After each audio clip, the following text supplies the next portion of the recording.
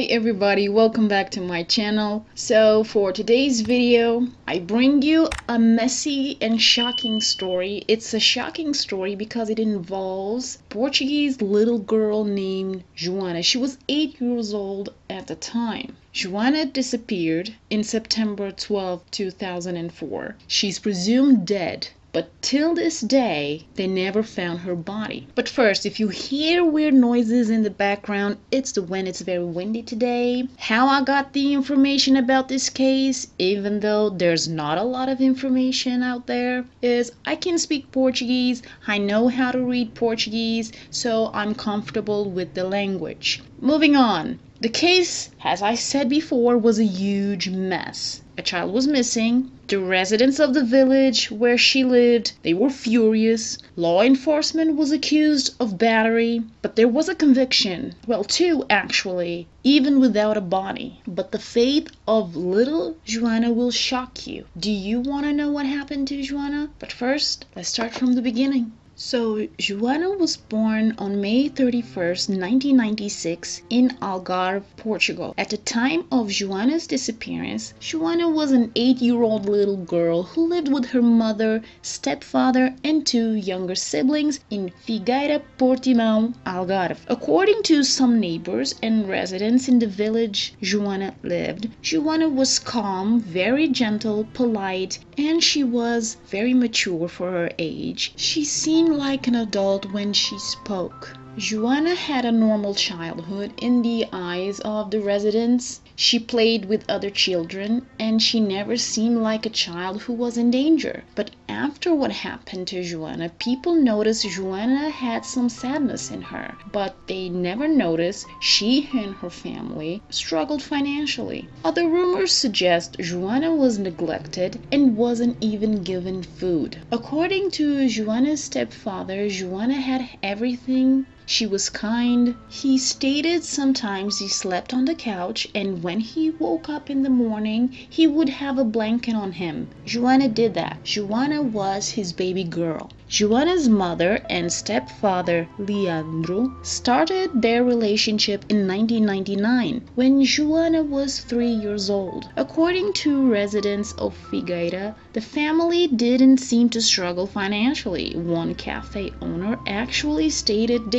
used to spend money there. Leandro's brother stated he had never seen anything out of the ordinary. Joana's mother and father were a loving couple and the children played a lot like any other child. On September 12, 2004, Joana had been at a birthday party of her stepfather's mother. Then they had to leave. Joana's mother insisted on returning home on foot with the children. She was in a hurry because her brother João was at home waiting for the children, and this part is quite creepy. However, she ended up taking a ride with her sister-in-law, her husband's sister. When she got home, Joana's mother asked Joana to go out and buy canned tuna and milk. Joana went, but she never returned. Her mother, Leonor, called her out on the streets, but she never answered. The cafe owner, who was the last person to see Joana when she went to buy canned tuna and milk, stated around 10 p.m. Joana's mother, stepfather, and uncle went to her cafe to inquire about the whereabouts of the little girl.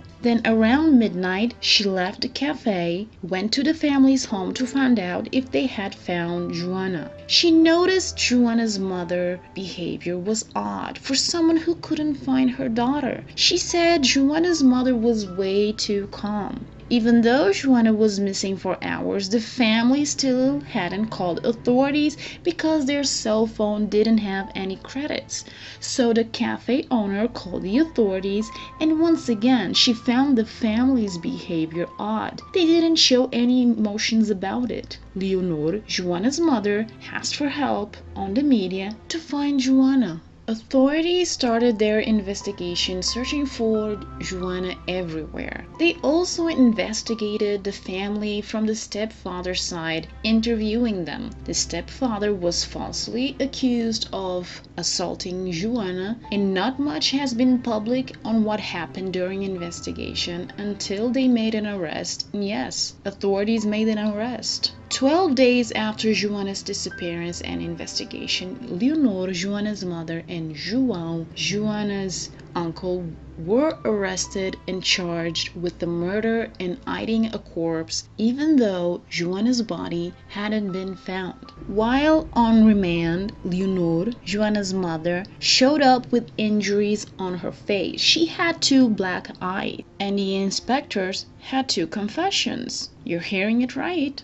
Leonor and João confessed killing Joana. They gave several clues about Joana, but she was never found. Later on, charges were filed against everyone involved with the alleged battery. But the thing is, there were a lot of theories of what happened. Both Leonor and João gave different theories about what happened to Joana, and we all know there's one thing that never changed: truth. Leonor and João said Joana had gone on a errand to buy some stuff. Then she never came back. They would change their version later on during trial. This case was very messy, and there were a lot of inconsistencies, and I'm actually surprised the authorities didn't include Joana's stepfather in the arrest. Hear me out. When talking about the uncle João, Leandro, Joana's stepfather, said in an interview to the press, João had never been in the village to visit the family. That was the first time he showed up. He just showed up on a Saturday at 5 a.m. He also said Leonor never said why João was there. There was a neighbor who also said the same thing. She said she had never seen João before. She had never heard of him, only on the press. However, another neighbor said she had seen João a few times at the cafe drinking a beer with guess who? Leandro. She also said she had seen João during lunch hours with Leonor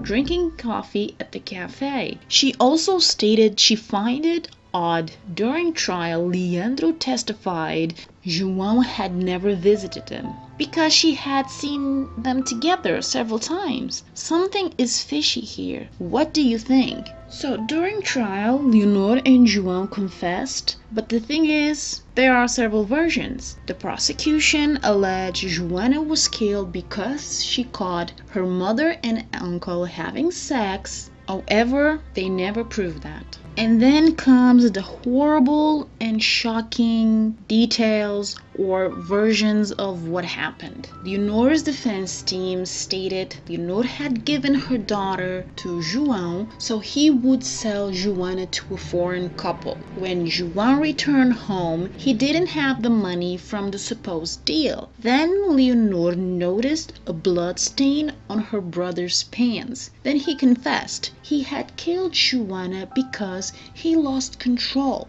The uncle and couple had an argument. Joana realized she was leaving for good, not going on a holiday to Spain like she was told, and she threatened them she would tell everyone. The uncle slapped her, then things got out of control and he killed her. However, this thesis wasn't proved either. However, evidence was presented at trial. The forensic team found traces of blood that matched Joana. There were marks seen by UV lights and photos that detail how the girl died. Joana died at home, allegedly, according to the forensic team. She died holding the door. There were marks of hands and face smudged on the door, like someone had fainted leaning on the door. The scenario was described as horrendous. But these evidence photos were never released to the public. In Portugal, they don't release crime scene photos.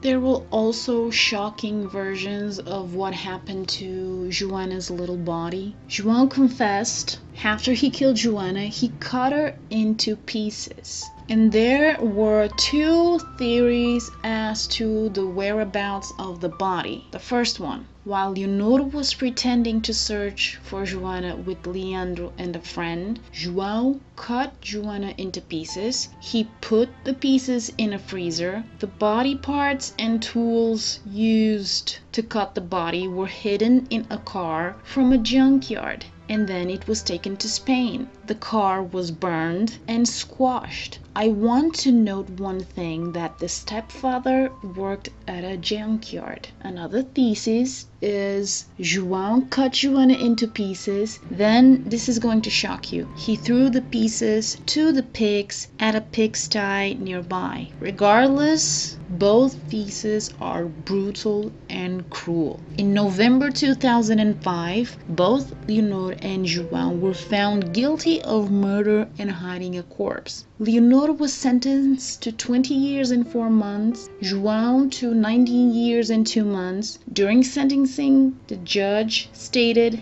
it had been proven Joana had been brutally beaten when she got home. The judge also said they only stopped beating when Joana was dead, even though she was bleeding through the nose, mouth, and temple. But how did they prove this without the body? This case was all circumstantial, but the biggest issue here is we don't get to see the evidence presented in trial. But I still think there was reasonable doubt. I think what I'm most curious about is those photos. The UV light photos. I would love to see those photos because it was described as horrendous. So I'm intrigued because I believe the judges saw the photos and that might have helped convict both Leonor and João. That's what I think. The convictions were appealed in all court systems until it reached the High Court and they confirmed the convictions. However, they reduced the sentence to 16 years and 8 months. In Portugal, the max sentence is 25 years. There's no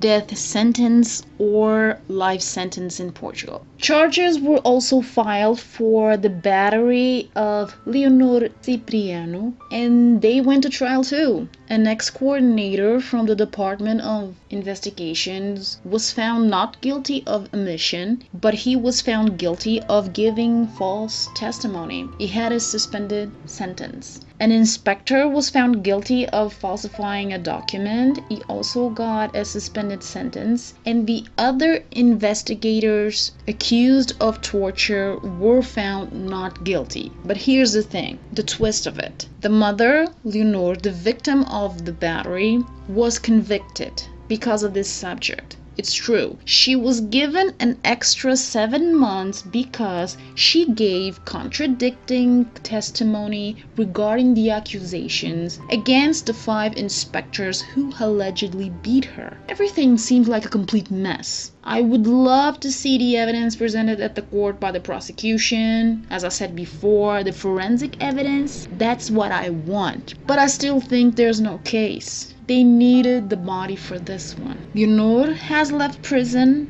She claimed her innocence and she still says she confessed because she was beaten up. But one question remains. Where is Joana Cipriano?